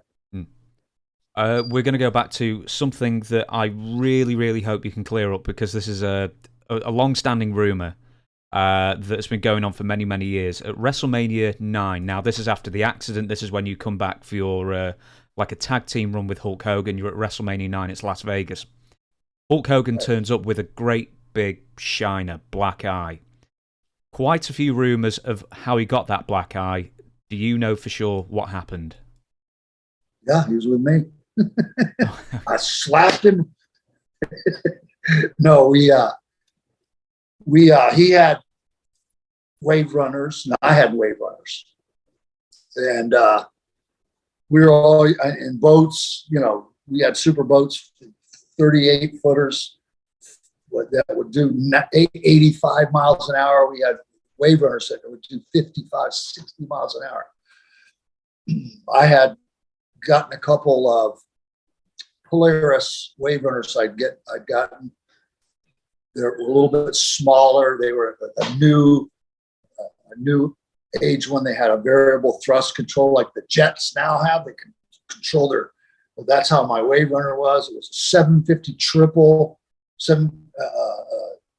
3-cylinder. So a lot of power, and you could almost launch yourself into the air in this thing. It was really rough. When I was down by where Hulk lived, and we were in the air coastal. And it was real rough, and when the boats would come through, and just all this water would be flying everything. I told him, I said, look, because as big as he is, 300 pounds, I said, these are smaller ones. He had a big wave runner. It was really big. It was made for 3 people, so you could really get away with a lot on that. Mine was much smaller, much narrower, really fast. And I told him, do not stand up on it, because you won't be able to control it. So we're out there. Next thing you know, he's standing up, and big wave hits him, and it actually just throws the wave runner into the air, and it spins around, and the wave runner itself cracked him in the skull here and fractured his eye orbit. So that was actually fractured. He had broken bones there. And the doctor said he was lucky. He nearly lost his eye. He was knocked out. We had to drag him out of the water, go to the hospital and stuff. And then, they checked him finally. They said, yeah, his eye's going to be okay. He's going to be okay. Looked horrible. He was black and blue. this is only a few days before we get to Las Vegas, and they still had a commission there. And the commission guys sees them, and they're like, "Oh no, you can't wrestle." So they're going to shut down WrestleMania. They can't wrestle. So we had to convince them that we had worked an angle and had the bad guys jump us. And we were coming out of the casino and beat them up, and that was just fake. It was makeup. And somehow they backed off, and they let it go. I guess he wound up having to sign an extra waiver or two, saying sue the boxing commission if falls dead in the ring or something. But and then we wound up having the match, and I tried to do most of the match, and keep him, in the corner as much as possible. But he still did quite a bit, and that was at the time. That was the last WWF match either one of us had, I think, for quite a while. No, you two were both in Hogan was until maybe August or September, maybe. He was doing some European tours at that time as the champion. Yeah. Did you know? We both went to Japan right after that. Yes, you did indeed. Right after, we wrestled the Tokyo Dome. I wrestled Masa Saito. Oh yeah, who was the booker at that time, and Saito was a good friend too. And I wrestled him as Brutus Beefcake, and wearing the yellow mask and stuff in the Dome. Before that, I'd only wrestled as Ed Leslie for New Japan Pro Wrestling. The name I was known for years and years and years and years and years was Ed Leslie. And that was finally the first time it ever been called Brutus Beefcake in the Tokyo Dome. We had almost 100,000 people. And that was a decent payday. I'm glad to hear it. I was just actually going to say, so the long-standing rumor about the black eye. Do you know what the long-standing rumor is? No. That Macho Man Randy Savage, a couple of days ago, punched, or maybe even earlier that day in WrestleMania, punched Hulk Hogan over something to do with Elizabeth, because they were getting divorced and Elizabeth was staying with Hogan and Linda at their house in the preceding months. That all might have been true except for the punch. Hmm. Yeah, I doubt Randy could hit him that hard to do that kind of damage. I doubt seriously. Oh, okay then. I'll tell you what. So we've got about 22 minutes. We're being very exact with the 2 hours here. So I'm going to give you the final game now. I call it the firing line. It's sort of similar like the name association, but I'm going to give you a name of a person you worked with or were around, and you tell me what you thought of them as a person, maybe even throw a funny story, and we'll get through as many as we can until the 2 hours are up. And the first name is, and I think you brought him up early, Eddie Gilbert. Eddie Gilbert. Jeez. The early days, Pensacola territories. I think I worked with Eddie a bunch of times. But no, he was a super guy. Very helpful. Always nice, easy to work with. Mm-hmm. Shawn Michaels and Marty Jannetty. Now, them two, a couple young whippersnappers. Greg and I were, even before we probably got the belts, we worked with them. They weren't always real happy because Greg didn't want to sell. And if he's not going to sell, I ain't going to sell. So, we stumped a mud puddle in them, and they weren't happy about it. But, we had pretty good little matches. Nobody could say they weren't snug. That's for sure. And I always got along with Marty. Shawn was always a little kind of a smart ass, or the cockier thing. I thought Marty was really a better worker at the end of the day. And Shawn had the flair, and wound up with the HBK and all that, and doing his thing, and he did great. And, hats off to him, and and everything.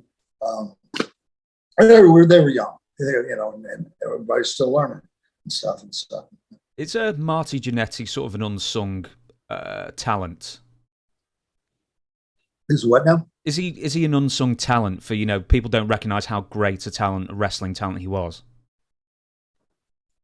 I think so. I really wish it hadn't ended the way it did for him on my barbershop. Basically, they did the breakup. He got kicked through the stained glass window there, the barbershop window, and he didn't really. He just wound up kind of in limbo. Marty was a great hand. He could talk all day, and they really didn't have a place for him. It seemed like to me. I didn't know. I wasn't privy to much of the information. Maybe I didn't ask enough questions. But yeah, they just, next thing you know, he just seemed like he's just trickling right out of the storylines, gone, and forgotten. And I thought for sure he deserved better than that. There was another question, actually, that I wanted to ask. So when you had the barbershop after the injury, you couldn't get back in the ring and wrestle safely, and you interviewed a lot of the wrestlers. Were there any other wrestlers, apart from, obviously, Michaels and Jannetty? That's the most famous thing that happened on the barbershop. Were there any other wrestlers who got on there and you thought, man, this guy is just... I didn't realise how great an interview he was or how magnetic a personality he was until you were up close to them? I had some really good interviews.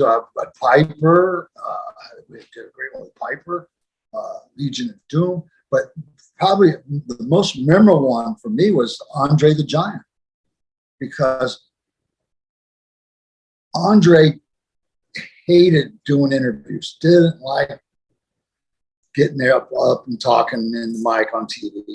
He didn't like it. And a lot of times they're trying to get him, talking out there, and he just wouldn't. And they would be very frustrated by that. And I felt very, very honored.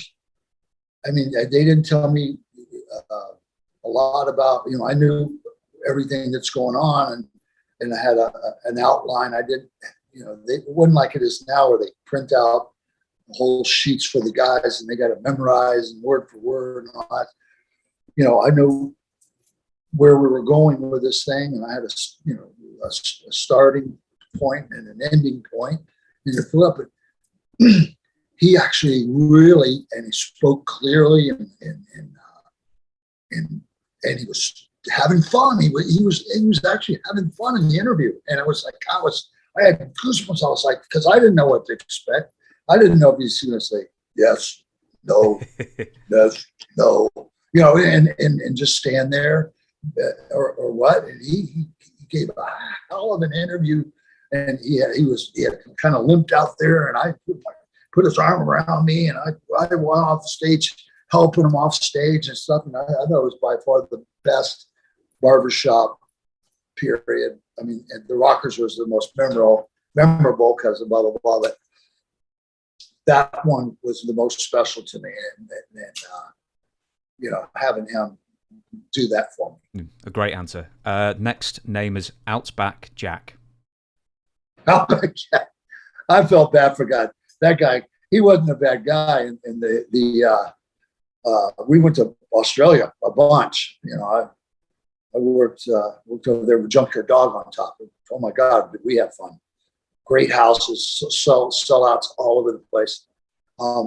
That's what I guess we had first become acquainted with him, and then wound up, they brought him over, and the Bulldogs were relentless ribbers. Davey Boy, oh yeah, dynamite kid too. And Davey Boy, yeah, they cut the alligator. He had like an alligator head on the back of his vest, and they cut the alligator head off the back of his vest. They cut up his clothes.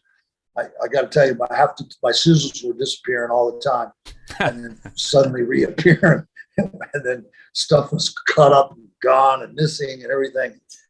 He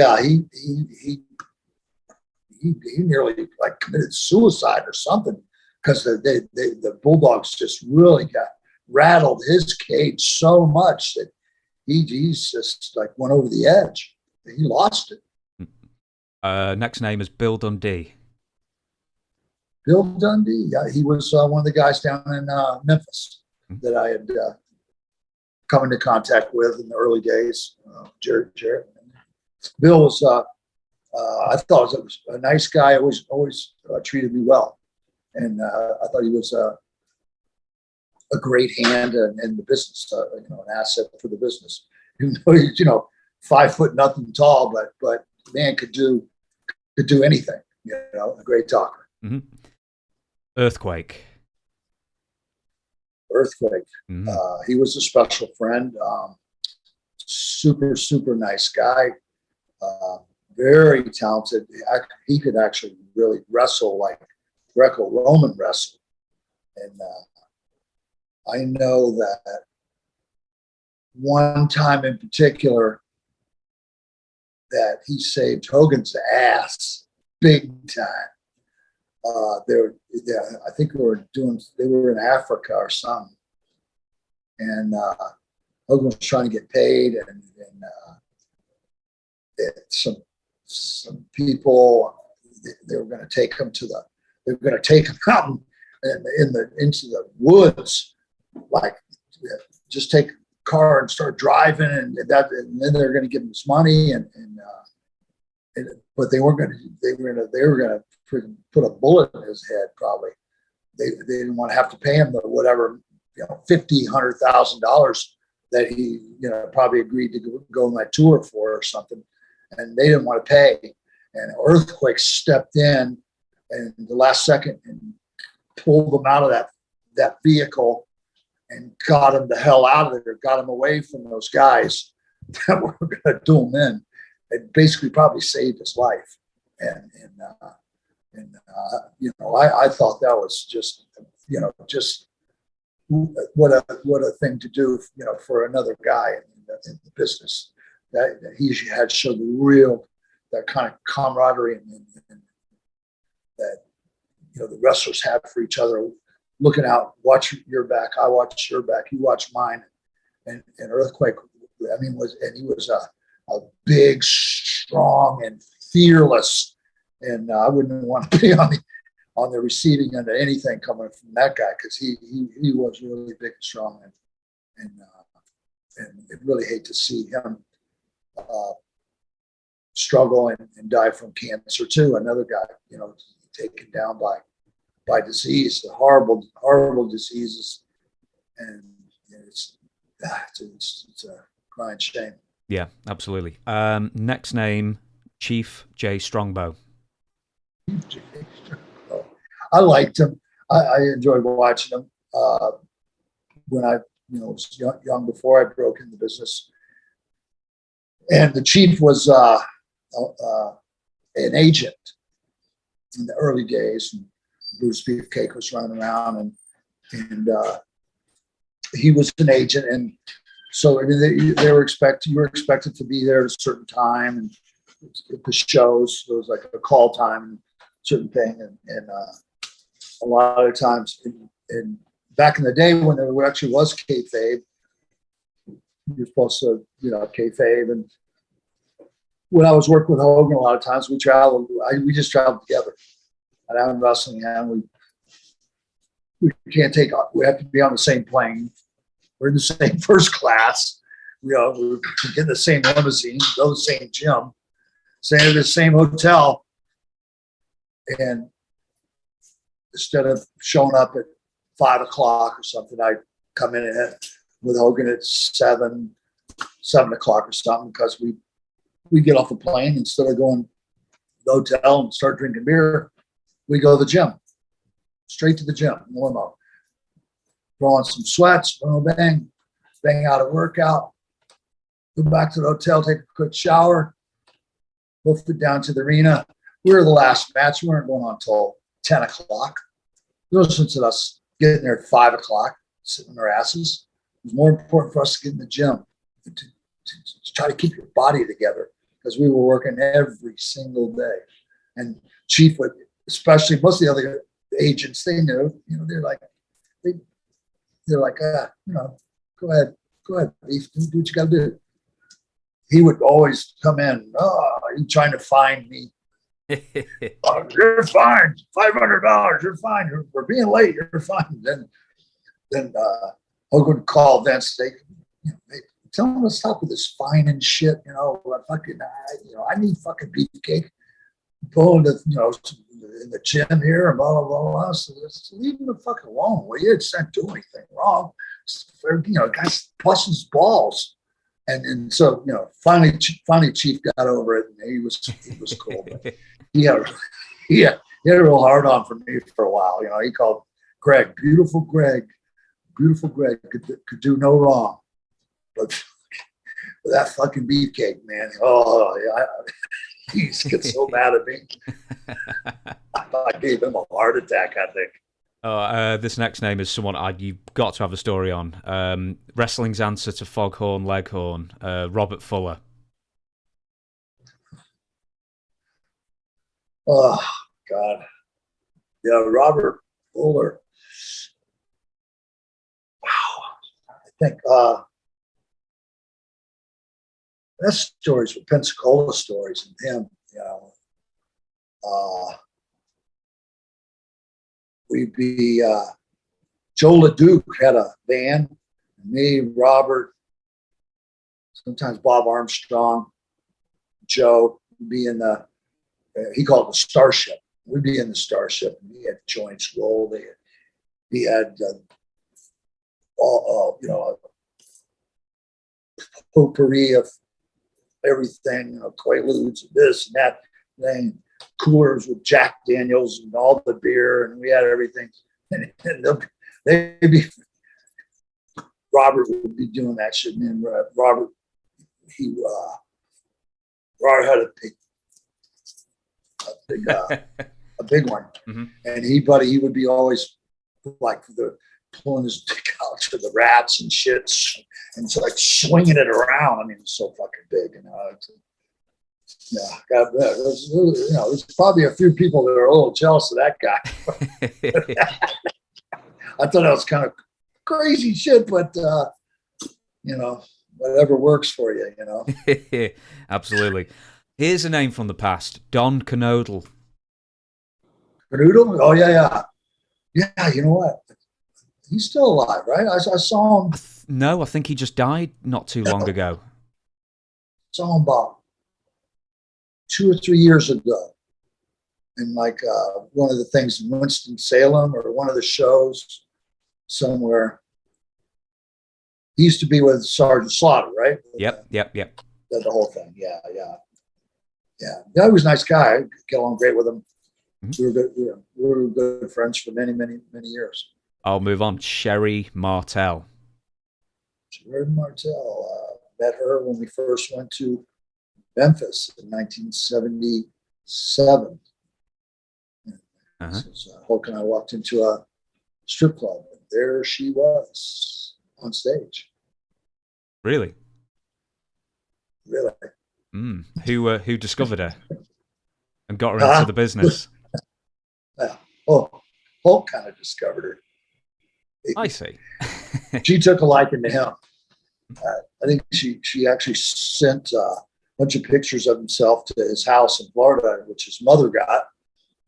And Hulk's mom was great, though. She's nothing could face her.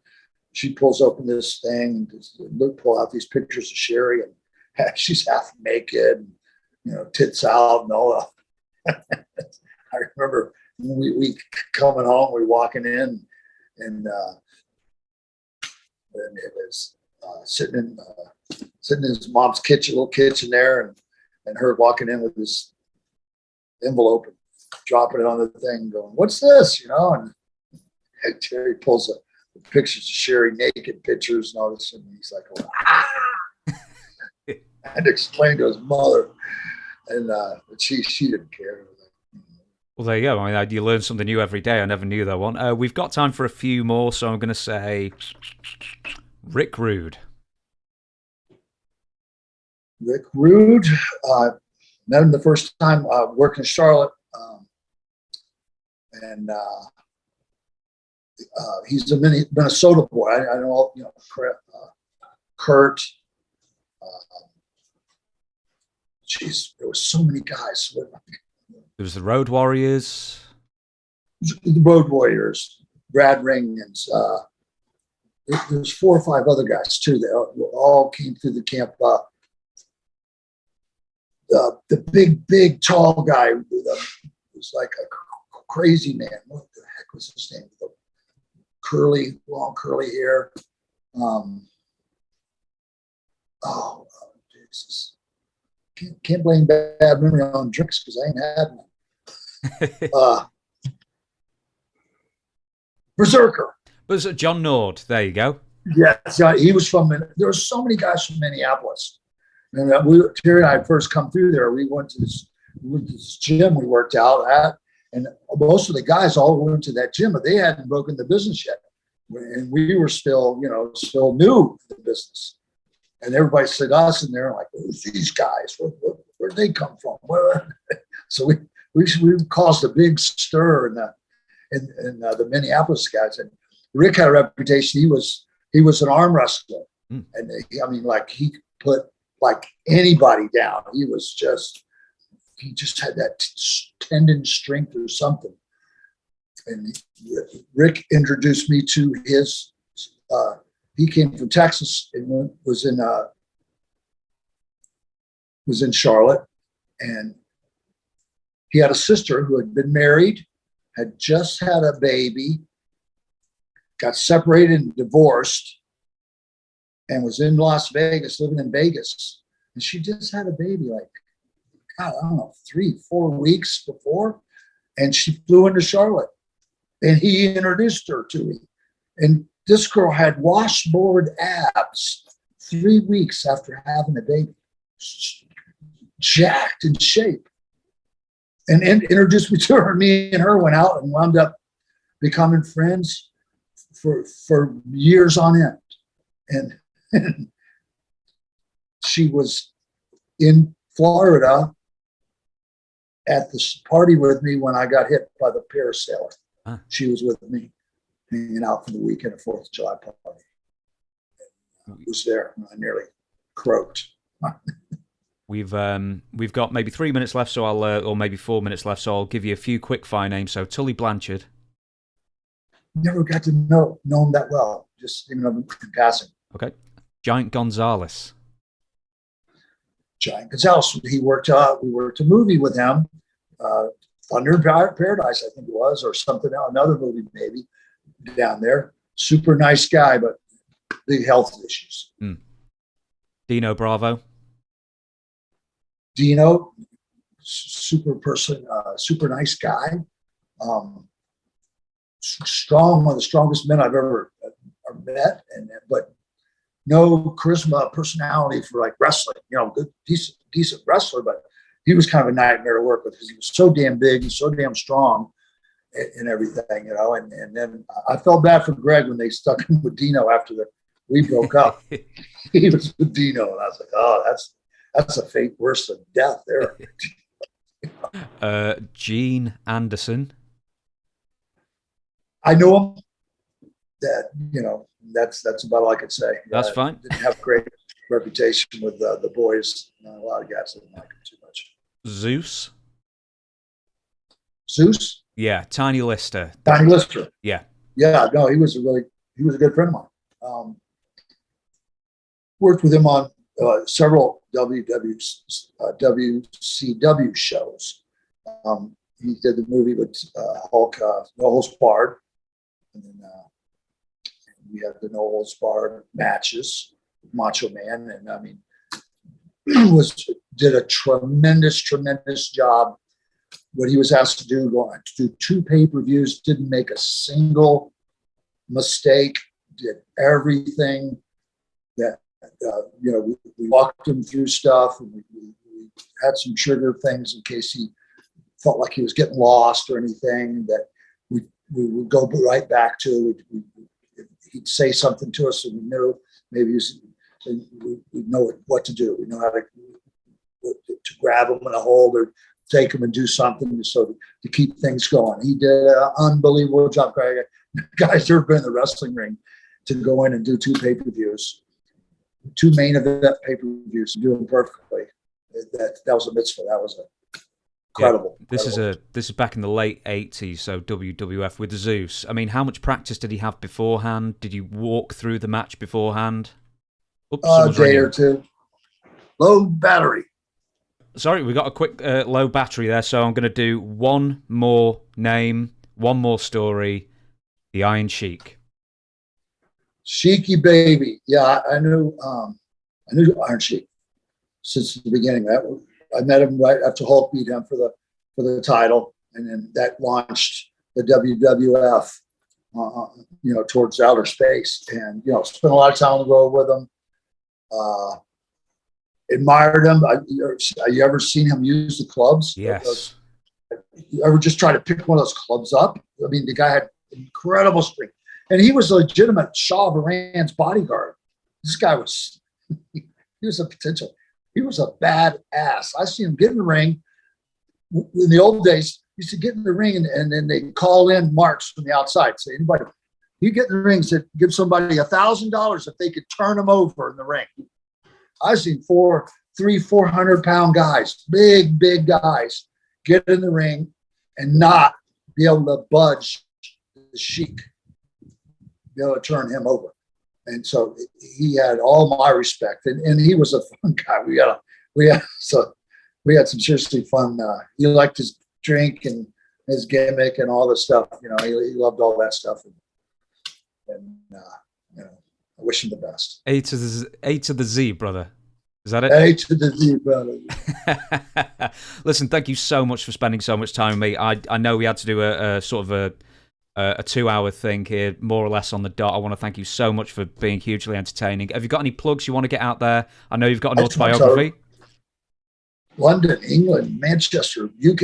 I love you guys. I haven't been over. COVID killed everything, but I can't wait. I hope everybody's watching and says, let's bring Beefcake back now. Hall of Famer, got the Hall of Fame ring here, and I'd love to come back over to Manchester somewhere and in the near future, hopefully. Yeah, and see all my fans. And what's your book called, and where can people get it? Oh, go to BrutusBeefcake.com.